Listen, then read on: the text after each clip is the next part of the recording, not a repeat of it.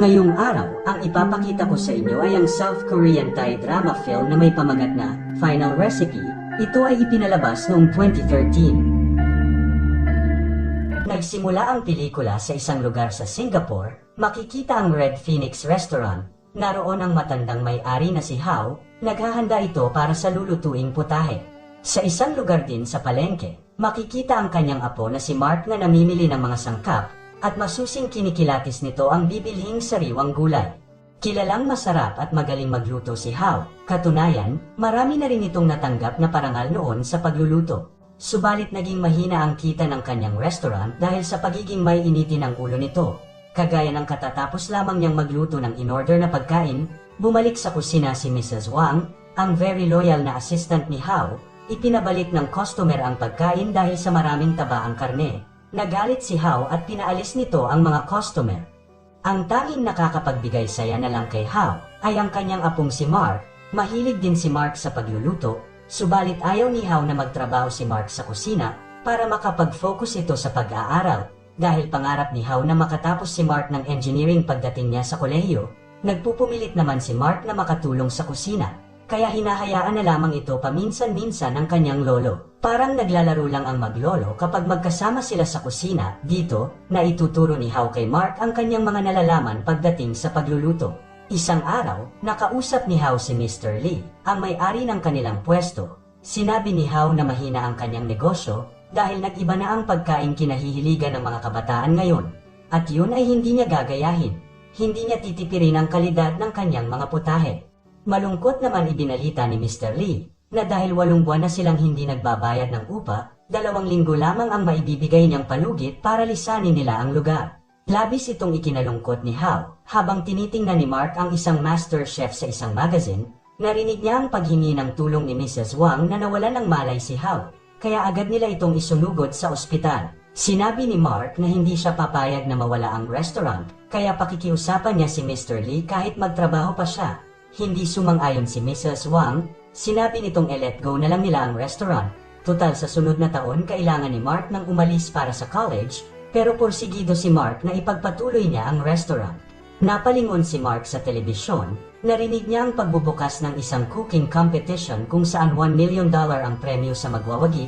Naisip ni Mark na kung sakaling mananalo siya, iyon na ang kasagutan sa problema nila.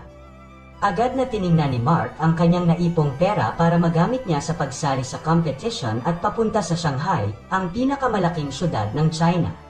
Dahil alam ni Mrs. Wang ang kakayahan ni Mark, ibinigay nito ang inilaan ni Hao na pera para sana sa pag-aaral ni Mark sa college. Kinabukasan, nakarating na si Mark sa Shanghai. Nabighani siya sa ganda ng malaking syudad. Napadpad siya sa palengke at naakit kumain ng mga street foods. Subalit laking gulat niya nang makita niya sa telebisyon na magsisimula na ang competition, kaya mabilis itong tumakbo papunta sa lugar. Samantala, sa pagsimula ng competition, naroon na ang mga kalahok na galing pa sa iba't ibang bansa. Ipinakilala ng host ang founder at tinaguri ang Grandmaster of the competition na si Julia Lee. Ipinakilala din ang second judge na si Chef Daniel. Sa first round, nagbigay ng unang task si Chef Daniel sa mga contestant. Kailangan makaluto sila ng perpektong tortang itlog. Ang hindi papasa ay hindi na makakasali sa second round. Dumating na si Mark sa venue ng competition, samantalang nagsimula na ang first batch ng mga contestant na magluto. Laking gulat ni Mark nang malaman niyang hindi siya makakapasok sa competition dahil hindi siya agad nakapag-fill up sa online registration para makakuha siya ng confirmation. Pero hindi nawala ng pag-asa si Mark, naghintay pa rin siya kagaya ng iba. Tinawag na ng coordinator ang last batch ng mga contestant. Tinawag nito ang isang contestant na nagngangalang Dimitri, pero walang tumataas ng kamay. Kaya si Mark na lang ang tumaas ng kamay at sinabi niyang siya si Dimitri. Agad naman siyang pinapasok sa competition. Laking tuwa ni Mark dahil nakasali siya sa last batch. Naging kampante siyang naghanda para sa lulutuing itlog. Pero ang problema, hindi gumagana ang burner. Kinabahan si Mark. Dahil malapit na sa kanyang kinaroroonan ang mga judges na nag-iinspeksyon, agad niyang kinuha ang kanyang dalang libro at kasama ang malilit na stick, yun ang nagsilbing apoy. Nagmamadali niyang niluto ang itlog habang papalapit na ang mga judges. Hanggang dumating sa kanyang harapan ang mga judges, eksaktong naluto niya ang itlog. Pasado ang kanyang pagkaluto ng itlog. Nang tanungin siya ng judges kung bakit hindi agad siya nakaluto, sinabi ni Mark na papel at stick lang ang ginamit niya pangluto. Labis na humanga ang mga judges sa paraang naisip ni Mark, kaya nakapasa siya para sa second round. Nagkaroon ng interview kay Julia, sinabi niyang sinimulan niya 15 years ago ang Final Recipe Competition show, subalit ang first season ng competition ay hindi maganda ang naging resulta. Akala niya mawawala na ang show hanggang makilala niya si David, dahil sa kanyang galing at kakaibang talento sa pagluluto, nagtuloy-tuloy hanggang ngayon at naging matagumpay ang show. Matapos ang interview, nang gabing iyon ay umuwi na ng bahay si Julia. Naabutan nito ang kanyang asawang si David na nanonood ng kanilang show sa telebisyon. Sinabi nito kay Julia na tumawag ang kanyang doktor tungkol sa resulta ng kanyang check-up kung maaari pa ba itong magkaanak. Samantala ng gabi ding iyon, kinumusta ni Mark ang kalagayan ng kanyang lolo. Sinabi ni Mrs. Wang na napanood niya sa TV ang competition at huwag siyang mag-alala sa kanyang lolo dahil maaayos din ang lahat. Nagpasalamat si Mark kay Mrs. Wang sa pag-aalaga nito sa kanyang lolo. Subalit hindi na binanggit ni Mrs. Wang ang nalaman niya sa doktor na wala na silang magagawa pang lunas sa karamdaman ni Hao. Ang sumunod na round ay group competition at sa ibang venue gaganapin. Napabilang si Mark sa Group 8 kung saan makakasama niya ang tatlong chef na sina Ka-Ori na nagtapos ng Culinary Arts sa Le Cordon Bleu sa Paris, si Sean na nagtapos din ng Culinary Arts sa Sydney, Australia, at si Park na nagtapos din ng Culinary Arts sa South Korea. Sa pagsimula ng second round, kailangan nilang magluto ng pinakamasarap nilang putahe gamit ang karne ng baboy. Naging abala ang lahat sa iba't ibang putahe at disenyo ng luto. Tinikman ni Mark ang lasa ng inihaw nilang baboy. Sinabi niyang hindi na kailangan pa ng sauce. Tumutoy si Ka-Ori, nilagyan pa rin niya ito ng sauce pero sinalo ni Mark ito, kaya napaso ang mga kamay ni Mark. Tinulungan agad si Mark ni Sean, natapon ang mga sauce at dahil tapos na ang oras, dumating na ang mga judges. Sa unang tingin ng mga judges, isang ordinaryong inihaw na baboy lamang ang inihanda. Subalit nang tikman nila ang inihaw, nasarapan sila sa kakaibang lasa ng karne. Napagtanto ni Ka-Ori na tama si Mark dahil kung nagkataon, ang sauce ang malalasahan ng judges hindi ang karne, kaya naman nakapasok sila sa sunod na round. Kinagabihan, napansin ni Julia ang nagkukumpulang mga empleyado ng show. Nilapitan niya ang mga ito at nagtanong kung ano ang ginagawa nila. Humingi ng paumanhin si Mark. Sinabi niyang nakita niyang mukhang gutom na ang mga empleyado, kaya niluto niya ang mga natirang karne ng baboy kesa sa masayang at matapon lang. Inalok ni Mark si Julia kung ibig niyang kumain. Pinagbigyan niya si Mark. Napansin ni Julia na sanay si Mark sa pagluto at matapos maibigay ni Mark ang niluto niya para dito, natigilan si Julia dahil muling natikman ni Julia ang isang putahe. Nahuli pa niyang natikman 15 years na ang nakakaraan. Muli niyang naalala na natikman niya ang ganong luto nang mapadpad siya sa isang palengke. Malaking problema sa kanya noon na hindi pa siya makahanap ng talent para gawing master chef ng kanilang cooking show na 2 linggo na lang magsisimula na. Kahit saan na siya nakapunta at tumikim ng mga putahe pero wala siyang mahanap na may kakaibang talento sa pagluto. Hanggang puntahan niya ang isang kilalang restaurant, subalit sarado na ito at hindi siya pinagbuksan ng matandang may-ari. Mula doon sa kanyang kinatatayuan, naamoy niya ang mabangong niluluto, sinundan niya kung saan nanggagaling, napunta siya sa isang kusina, nakita niya si David na nagluluto kasama ang maliit nitong anak. Nakipagkwentuhan si Julia sa mag-ama, nalaman din ni Julia na patay na ang asawa ni David. Nang matapos magluto si David, pinatikim niya si Julia, pero sinabi ni David na hindi niya alam kung anong lasa ng kanyang niluto. Sinunod lamang niya ang recipe ng kanyang anak dahil birthday nito. Kaya laking pagtataka ni Julia dahil kuhang-kuha ni Mark ang ganong lasa ng luto ni David noon. Naisip ni Julia na may potensyal ang bata. Alam ni Julia na may angking talento si Mark na maaring sumikat sa larangan ng pagluluto, kaya kinausap niya ang isang private investigator para kumuha pa ng karagdagang impormasyon tungkol kay Mark. Subalit dahil nagpanggap si Mark na siya si Dimitri, ang pangalan at pagkatao ni Dimitri ang maiimbestigahan nila. At bago umalis ang private investigator, may iniwang address ito tungkol sa taong matagal nang pinahahanap ni Julia. Sa third round, bawat grupo ay binigyan ng malaking halaga para ibili nila ng mga sangkap. Kailangan nilang makaluto ng masasarap na pagkain na ipinagmamalaki ng mga bansa. Nagkaroon ng pagtatalo si Ka-Ori at Sean dahil magkaiba ang ibig nilang lutuing putahe. Kaya nagpasya ang grupo na hatiin nila ang pera at lutuin kung anong gusto na lamang nila. Hindi bumili ng mga sangkap si Mark bagkus pumunta ito ng airport at nakahanda ng umuwi dahil sa isip niya, malaki na ang dala niyang pera at maaari nang gamitin sa kanyang pag-aaral at sa pagpapatuloy ng kanilang restaurant. Napanood ni Mark ang interview kay David, sinabi nito na naabot niya ang kanyang pangarap dahil sa pagsunod niya kung ano ang ibig niyang gawin lalo na ang pagluluto, kahit ang naging kapalit nito ay ang pagsuway niya sa kanyang ama na ibig siyang maging engineer o doktor. Dahil sa kanyang narinig, bumalik si Mark sa competition at 30 minutes na lang ang natitira, at nang tikman niya ang mga nagawang putahe ng kanyang grupo, sinabi niyang hindi tugma ang karne at sauce ni Sean at Kaoki, muling nagtalo ang dalawa, hanggang di nila mapansin ang niluluto nila kaya sumabog ito. Dahil sa wala na silang maipresentang putahe, nag-suggest si Park na gumawa na lang sila ng Korean dish na bibimbap, at yun ang kanilang inihanda. Nagustuhan ng mga judges ang kanilang ginawang bibimbap, pero ang nagpahanga sa mga judges ay ang ginawa ni Mark na kakaibang paste na inihalo sa pagkain, kaya nakapasok sila sa sunod na round. Nagtie ang Group 2 at Group 8 at dahil isa lang ang dapat makapasok sa sunod na round, tinawag ni Julia ang Master Chief na si David at ito ang magsisilbing tiebreaker.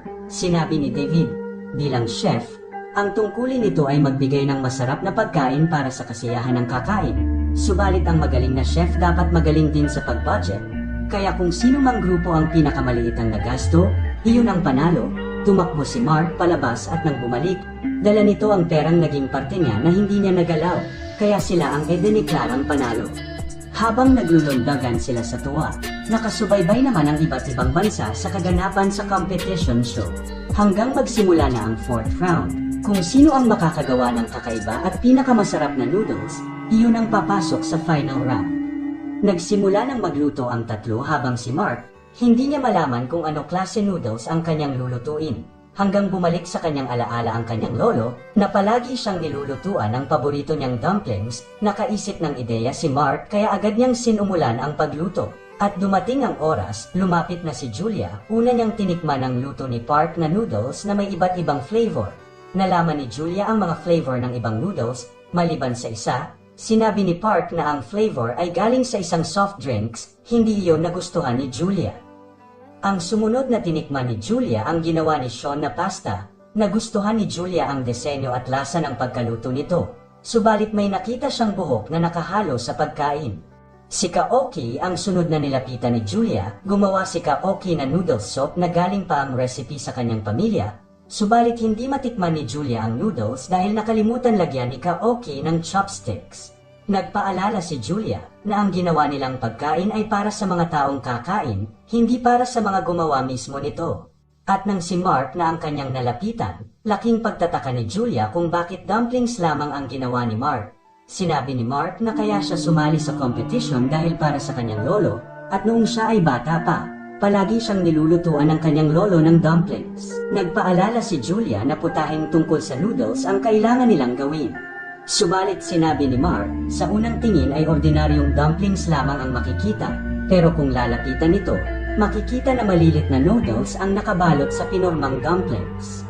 Humanga si Julia dahil first time niyang makakita ng ganon, at nang tikman niya ito, parang tumigil sa paghinga ang mga nanonood. Naghihintay ng kasagutan ni Julia, halos maluha si Julia dahil isang napakasarap na noodles ang kanyang nalasahan. At dahil doon, si Mark ang itinanghal na nanalo at haharap sa master chef na si David para sa final round ng competition. Sa gitna ng kasiyahan sa gabing iyon, isang nakakagimbal na balita ang natanggap ni Julia mula sa private investigator na nasa Moscow, Russia. Kasama nito ang totoong nagmamay-ari ng pangalang Dmitry, dahil ang binatilyong nanalo sa show ay walang iba kundi ang anak ni David na inaakala nilang matagal ng patay. Hindi niya makakalimutan ang araw na yun. Nagpaalam noon si David sa kanyang ama na si Hao para magtrabaho bilang chef sa isang TV show, subalit ayaw pumayag ni Hao. Masama ang loob nito dahil ang pangarap ni Hao ay mag-aral bilang engineer o doktor si David at hindi ang maging chef. Nagbanta si Hao na kapag umalis si David ay hindi na sila magkikita-kita pa. Umalis pa rin si David, alam niyang malaking oportunidad iyon sa kanya at para sa kinabukasan ng kanyang anak. Dahil sa angking talento at baong pangarap para sa anak, naging matagumpay si David. Nakilala at sumikat ito bilang master chef sa isang TV show. Isang aksidente ang nangyari. Nasunog ang restaurant ni Hao at naospital ang anak ni David. Agad na tinawagan ni How si David, subalit nasa kalagitnaan ng live show si David noon, ayaw kausapin ni How si Julia. Sinabi ni Julia na tatawag agad si David pagkatapos ng show. Sa galit ni How, sinabi nitong wala nang babalikan pa si David dahil patay na ang kanyang anak. Umuwi agad si David, naabutan nitong sunog na ang restaurant. Labis na nasaktan ito sa pag-aakalang patay na nga ang kanyang anak. Hindi na rin niya mahanap kung saan lumipat ng tirahan ang kanyang ama. Dahil alam na ni Julia ang kinaroroonan ni How, pinuntahan niya ito sa Singapore. Subalit tinakbuhan nito si Julia, napadaan si How sa visitors area. Natuklasan niyang wala sa paaralan si Mark kundi nasa TV show competition. Nang magkaharap muli si Julia at How, kinukumbinsi ni Julia na bumalik na ng Shanghai si How para makasama na niya si David at Mark. Pinalabas ni How si Julia.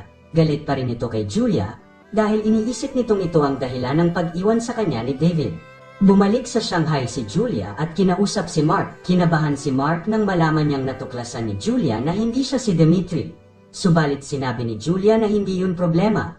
Ikinwento ni Julia ang lahat kung bakit matagal ng panahon hindi nakita ni Mark si David.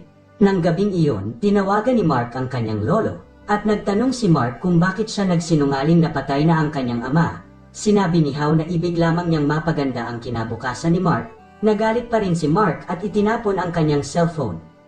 Iniutos ni Julia na agad ilipat ang venue sa Singapore at doon gaganapin ang final round ng competition. Subalit nag-alala si Julia nang sabihin ng kanyang assistant na umalis at hindi nila mahanap si Mark. Agad na hinanap ni Julia si Mark kung saan-saan at nang maabutan siya ng ulan, sumilong siya sa isang tabi.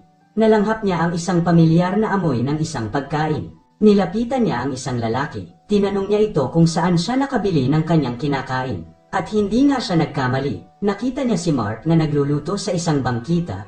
Humingi siya ng tawad kay Mark sa lahat ng nangyari. Sinabi ni Julia na ito na ang pagkakataon para mabuo na muli ang kanilang pamilya. Hindi pumayag si Mark pero kailaw na'y hinabol niya si Julia para sumama.